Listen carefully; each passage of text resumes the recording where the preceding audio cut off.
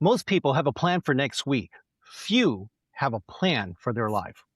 My guest today believes that that's one of the biggest reasons people never reach their full potential. So, how do you create a life plan that actually works? Welcome to the Glovisor Podcast, where we explore leadership, communication, business growth, and personal development through real conversations with people that make an impact. Today's guest left India, built a career in Australia, blended 17 years of corporate project management with the deepest questions of human purpose, and turned it all into a best-selling book and a movement. Today, she is here to show you how to stop drifting and start designing. Glovisor welcomes Dr. Sony Tomar.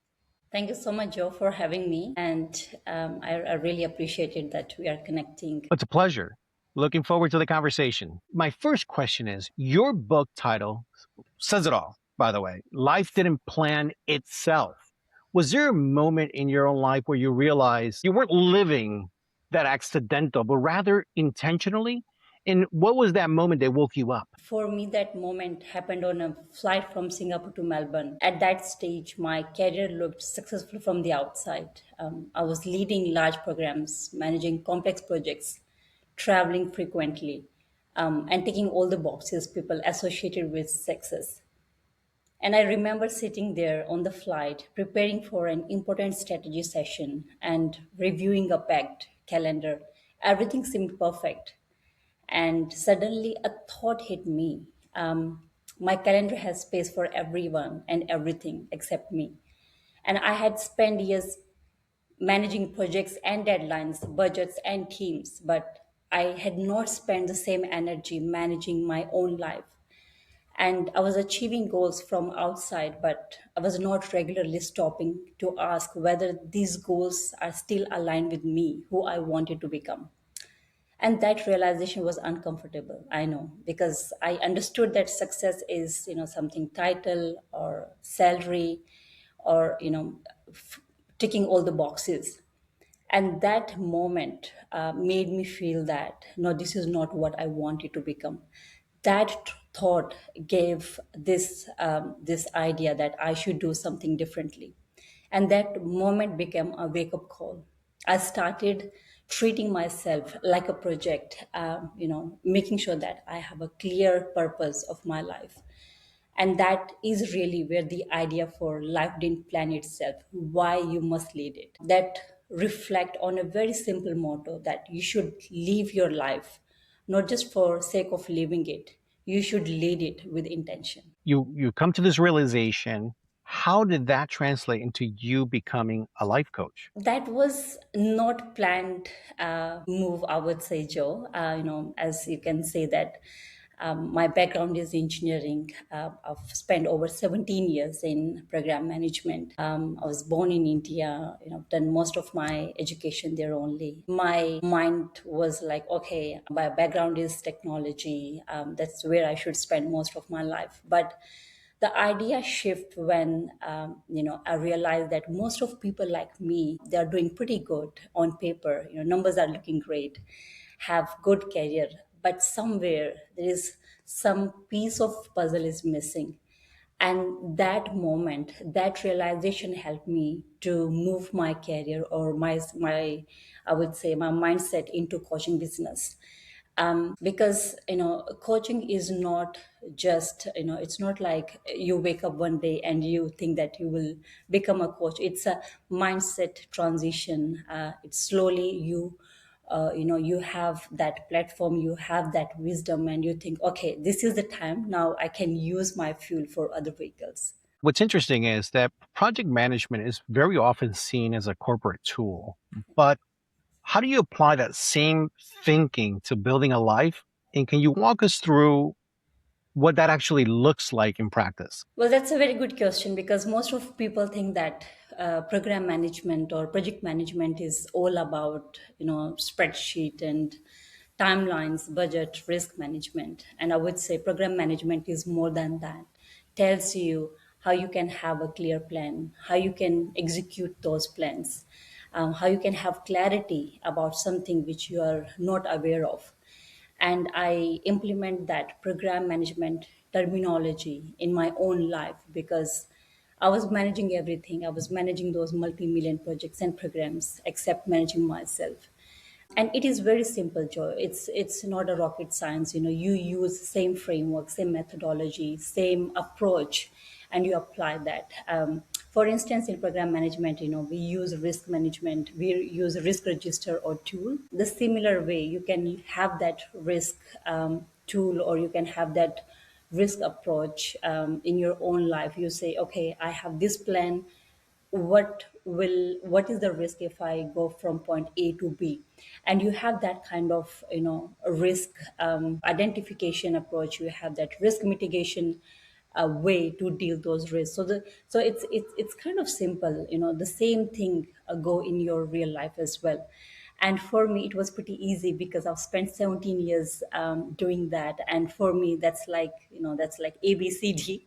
That's something I can do even when I'm sleeping. So it's like, okay, this is the time for me, not just managing uh, projects or programs for my company. I should start managing myself as a project. And that's where, this book idea came in my mind, because I was like, we should start something from a reliable source, and someone who write a book, it's a good foundation, it's a good start.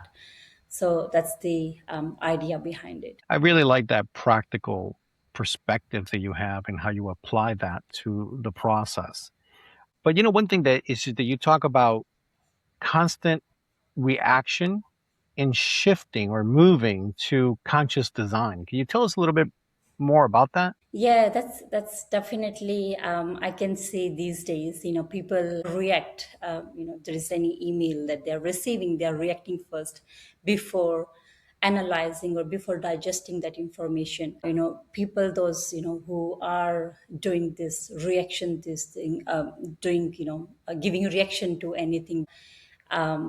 They should start with a simple exercise, which is taking a bit of pause and just thinking how I should digest this information before I react it.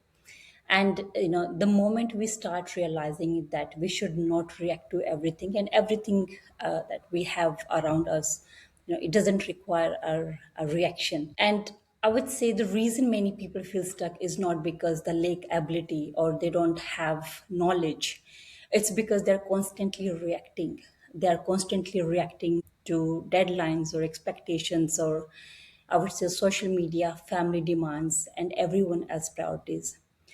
So that is, not just, I would say, not just one or two people I've seen around me, or people those who come for coaching. There are many people doing the similar thing. It's a pretty consistent pattern that I have observed in my clients. So the conscious design aspect of it, is it a part of it? Is it to live with whatever it is that is brought onto you or onto your plate, for to say, okay, let me just take a second and live with it for a bit to make a decision which is the best direction to go? Is that how it's perceived? Sort of, yes. I would say before we change anything, again, I will use this project and program management example here. Before we start working on a project, what is the first thing we do as a program manager, as a program leader? We assess the current situation. So the similar way we do that in our life, like, is the life I'm living today taking me closer to the person I want to become in next 5 years? Not the person your family expects, or not the person society expects, or not something that your kids expect from you. The person you genuinely want to become, it's you. You should have that decision, you should make that call. In project management, we never start with a fixed project. We always say, okay, this is the as is process, or this is the as is a project, and this is where we want to be in next couple of months or in next couple of years. The similar way we should do that in our real life. Sometimes it can start from a very small shift. You can start having 30 minutes in a week time for yourself. Keep that 30 minutes for yourself and say, okay, that 30 minutes are for me. And whatever you do in those 30 minutes, you should take that pause. You should do that self-reflection exercise. The similar way, you should having those difficult conversations that you have been avoiding for many months. So you can start with those small steps and exercise, and slowly, those actions will become a consistency. How do you call it? You will have a consistent response to the question that you were reacting first. Interesting. It seems that you're blending the Eastern wisdom with the modern leadership principles. That's a very interesting blend for people. And you speak a lot about self leadership before you can start leading others. So, in your experience, what is the biggest thing that people get wrong when they're leading themselves? Modern leadership focus on how you can have clarity, how you can execute your plans, how you can have a successful life. But the same way, Eastern wisdom focus on your inner alignment, your inner mastery. If you don't know how to have a success, if you don't know how to take actions and how to have a successful life, this Eastern wisdom is useless. And if you have alignment about yourself, if you're aware about your thoughts, about your fear, but you don't know how to action them, then again, it will not itself serve the purpose. So these two fit really well together. I think the biggest mistake people make about self leadership is believing that it's about controlling everything, and it's about that you should have answers for everything. Self leadership is something that you should have awareness about yourself. Some people may not agree with my statement, and that's okay, because self leadership really means is having awareness about yourself and things around you. I have seen many leaders in my life. In the last 17 years, I've seen many successful leaders, entrepreneurs. They're doing really good. They have successful business life. They are having good family life. But they are not the ones who have enough self-awareness to understand. They are the ones who know what matters to them a lot. Leader means, a person who know what matters to him as a person and what matters to his team. The similar way, self leadership creates awareness, and awareness creates choice, and choice creates freedom. It has a direct connection with your, how you make choice every day, how you perceive things every day, and that's all about self leadership. Self leadership is not like you should be good at everything or you should tick all the boxes. That's not the self leadership or self control. Absolutely. So one of the things that I really like what you just said, because success is so different for so many people, and we always talk about this. And you use the word freedom, because that is the key to success. If you don't have the freedom to do the things that you want to do with the people you want to do it with, you're really, in my mind, you really haven't you reach a lot of success, because now your calendar is someone else's calendar. It's not really yours to do what you want to do with it. But once you reach that self awareness and you know where you are and you know what you're doing and you have that freedom, then I think that's true success, because now you're doing what you enjoy. Another thing is that you talk about is burnout. Can you explain to us what a burnout is, so that way we can all be on the same page? I would say some people have different meaning of this burnout, and there is a misconception about burnout word. People believe that burnout is simply a workload problem, and sometimes it is. Yes, it's because you're working for long hours, you're working for 12 hours or 14 hours a day. But in my experience, burnout is often much deeper than amount of work you are doing. It's something that you are carrying for many years, and you have not dealt with that. That is what burnout is. you know um, I would say, burnout happens when there is a disconnect between you and the things that you have been doing. It comes when you do something which you don't want to do, which is something not aligned with your personal values. That's where the burnout comes. Burnout comes again when someone push you out of the boundary, and instead of saying no, I'm not comfortable with this change, you just accept it. because you have burnout, you already burned out, and you don't know what else to do and what else to give to your family, to your team, to your company. That is what burnout means. People don't burn out only because they are doing too much, I would say. And again, I think I'm coming to the same point here. They burn out because they have been carrying two for many years. Sometimes it comes from the trauma that they may had couple of years back or a couple of months back.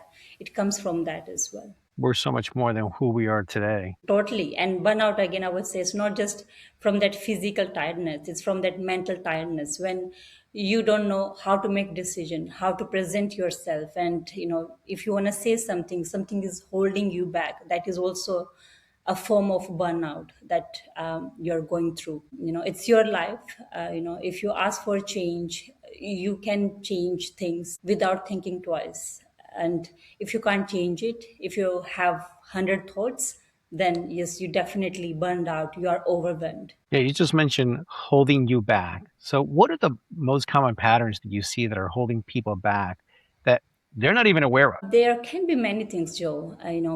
People, they feel something's holding them back because of their habit, because of their self belief that they can't do it, or maybe they are trapped in this identity. I've seen many people saying that, oh, I can't do this because I've known for this for last 20 years. These kind of things always hold them back. I remember one of my clients said, oh, I don't enjoy my work anymore. I was like, okay, why don't you try something different? And he said to me, I've been doing this for last 38 years. How can I try something new? So, this self-belief and doubt, fear, habit, not know how to change those patterns, how to break those patterns, hold them back. So, can you share with us maybe a success story of someone that's worked with you? There have been few clients, where I have worked with them for a few weeks. For some of clients, I've worked for months. I would like to mention about a client, which was very good on papers, a pretty successful leader, I would say. When he came to me for coaching program, for one moment even I was thinking, where is the gap? Because from the outside, everything looks perfect. He has this good family. He got two kids, a pet, a big house, and got a really good career. And when I start having few sessions with him, that's when I realized that this man was pretty empty from inside. The work he was doing was not aligned with his personal values or his passion. And I remember clearly when he said to me that I'm doing this role because I can give a good life to my family. I'm like, okay, that's pretty good reason because we all want to give a good life to our families, right? But I was like, why you don't try something new? You may have few skills which you are not aware about. Let's start talking about them. And while I discuss this, while I discuss, their patterns, when I assess their life, about their personal and professional lives, I also, I start making my notes. And there were many things that this person was good at, and he didn't realize it for many years. So I said to him, you have the answers. Let's wrap up our coaching program because we have spent few months you're in a very good state now. This is the roadmap look like, and come to me once you reach to that state. And on the roadmap, I thought it may take him maybe a year or 2 years. And this man came to me in 8 months time, Joe, and he said to me, thank you, because it was me who did everything, and I'm the same person who thought, oh, I won't be able to do it. I was stuck in the same pattern, in the same life, but I did it. And thank you for helping me out through this self reflection exercise, through this roadmap, through this this practical tool that you have talked me through. So this kind of my coaching program, this exercise or tools always help clients to change those patterns and to understand themselves better, because most of times we all know where the answers are. just need a bit of support, a bit of hand holding. Sure. And you're that person that's standing on the outside looking in, and you have a different perspective Yes, altogether. lens. Yeah. Yeah, absolutely, from the outside. But your book helps readers define purpose, milestones, and measure success beyond the titles and income. But what does conscious success actually feel like? And how does one know when you've arrived, if you will? That's a pretty powerful question, because I think many people spend years chasing success without even knowing what they want in their life and what successful life means to them. For a long time, and this is how we have been told and we have been raised, that successful life is to have a good career, a big house, having a big family. That is a successful life. But what if someone take that from you, someone take that job, take out that bank account, that those savings, take that big house from you, you'll be left with yourself. What is your relationship with yourself? Will you be able to survive if someone take that all from you? Will you be able to stand again and start everything from scratch? That is conscious success. That if someone take all these things from you, you are still able to stand up for yourself and you can still start things from scratch. That is conscious success. Something that you know what you are capable of and you can do it again and again without any support, without feeling down, without thinking that all my life is finished. No, it's not. You still have a peaceful mind, you still have that wisdom. No one can take wisdom from you.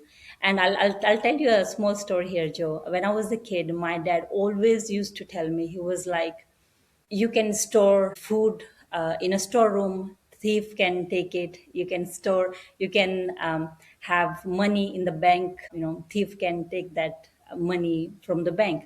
But there is one thing no one can take from you, is your peace and how you see this life from a different lens. People can't take the hard work, that mindset from you. And that's where my focus is always be. That the title, the money, yes, if you have that, it's great. But if you not have that, it is still fine, because you will have that by chasing a peaceful life. For anyone ready to stop drifting and start leading their life with intention, where should they start? They should start asking a simple question to themselves: is this the life I wanted to have 5 years ago? If it's not, then it is time for you to take control of your life and start leading life and stop this autopilot mode. I think that is the moment. If you can answer that, and if if the things that you have been doing, it's aligned with your values, if it's aligned with your success definition, then you are on the right track. One of the things that is interesting there for me is that most people that I talk about, where are you now? Where's your life going? Most people say, well, let's look ahead. Where are you going to be in 5 years from now? But what you said that was different, that I really, really like, is that you said, look back 5 years ago. Are you where you wanted to be 5 years ago? And that's key, because we're always thinking about the future. And sometimes we're just changing those goals and we're changing our location and destination where we're going, but we're not thinking about what have we accomplished so we can move forward. That must be the project management side of you. I agree with you, and I would like to add one more line here. It's not about chasing human race. It's about, conquer the world, as you want to. If 10 people in your, 10 people in your company, or in your family, they are doing something different than you. It doesn't mean that you should follow their path or you should follow their pattern. You can create your own path.